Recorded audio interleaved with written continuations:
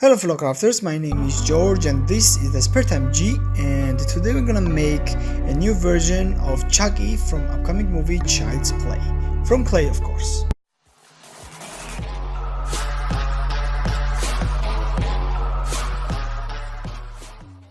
So I have just now noticed that my sweater follows the same pattern of interchanging color stripes as Chucky's does, only the colors are different itself.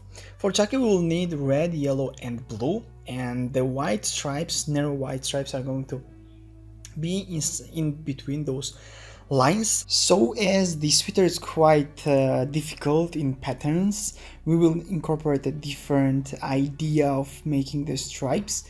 And for the trousers it is quite easy because it is one color, simple blue color, so we don't really need to use all blue for making this one.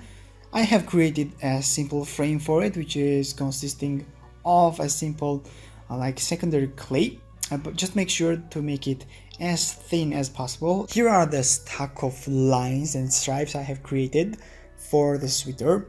As you can see, there are two different thicknesses, the colored versions and the white versions, which are going to go in between the colored ones. And the thing you have to do is to take a look at the reference photos and protect the succession, which is once again red, white, yellow, white, blue, white, and then everything repeats. Like, do this several times. Also, put it next to the trousers frame to understand how tall of the torso you will really need to have. And as you can understand, it is much bulkier and larger than the Chucky's torso needs to be. This will allow me to later on take off the excessive chunks from the torso and make the desired shape of it. Here is what I came up with. This is 3 pieces, torso one and the hands. The pattern you can spot right away is that I'm making them quite larger than they really need to be. This is because I have thought about a new technique I will incorporate. So the technique is quite simple. You will simply have to take some kind of a sharp tool. I'm doing this with my kidney tool, and take a small chunk off from the sides one by one like this in order to get this kind of result, which is pretty nice. I was not really expecting it. I was kind of afraid that they will blend into each other and make this distorted look, but I'm quite fine and I really like this result. Once you're done with this all shaping, you can simply act like they are simple clays, cut off the excessive parts from the hands and attach them onto the already shaped up torso one, and you will get this kind of nice looking sweater texture sculpture. And also you can see that I have shaped little kind of bumps, protrusions and thingies which will replicate the wrinkles onto the sweaters. It's not really that important to do because the scale is quite small, and at the same time once you will attach the jeans portion of this clothing, it really kind of becomes quite hard to notice any kind of details onto the sweater. That kind of details, of course. So now let's finish the trouser part. You will simply have to take desired colors of blue, shades of blue, and blend them together to get the more or less like jeans kind of texture and color.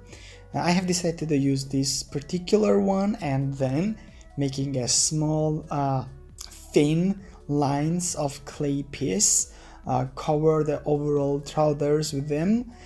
Simply we can go with a crude attachment without any kind of precautions. Just make sure to cover everything and you will get this kind of Frankenstein effect on the trousers. And later on you can go with a rubber tool or even your fingers in order to connect them together, eliminate any kind of cracks in between. So here's the final version. I have attached little pockets and fabric onto the chest as well. It was not really visible in the movie pictures, but I have decided that pockets will look cuter in the model, so decided to attach them on. And right now we will have to create the knitting effect onto the jeans surface with white paint.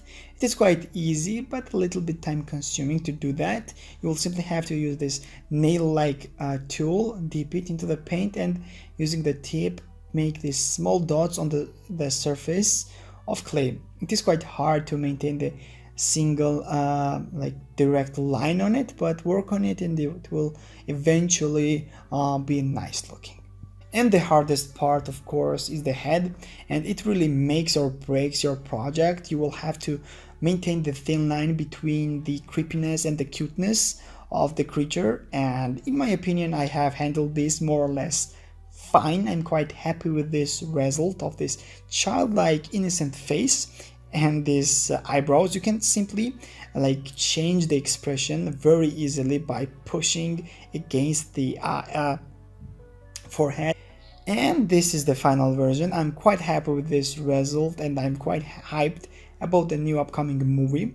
It is the first time I have done doll-like project at this scale, and I also wanted to mention that Chucky is dubbed by my favorite actors, one of my favorite actors, Mark Hamill, which is my favorite voice actor from Joker, of course. That was it. I really liked this one and I'm really happy about this new technique I have utilized with the sweeter surface, and I hope you learned something new from it as well and will add this tip to your arsenal of sculpting tips and tricks. Thanks a lot for watching. I hope you enjoyed this video as much as I enjoyed making this project, and I also hope you will enjoy the new upcoming movie of Child's Play, which comes out in this year and later this year. And yeah, have a nice day and we will see each other next week. Bye.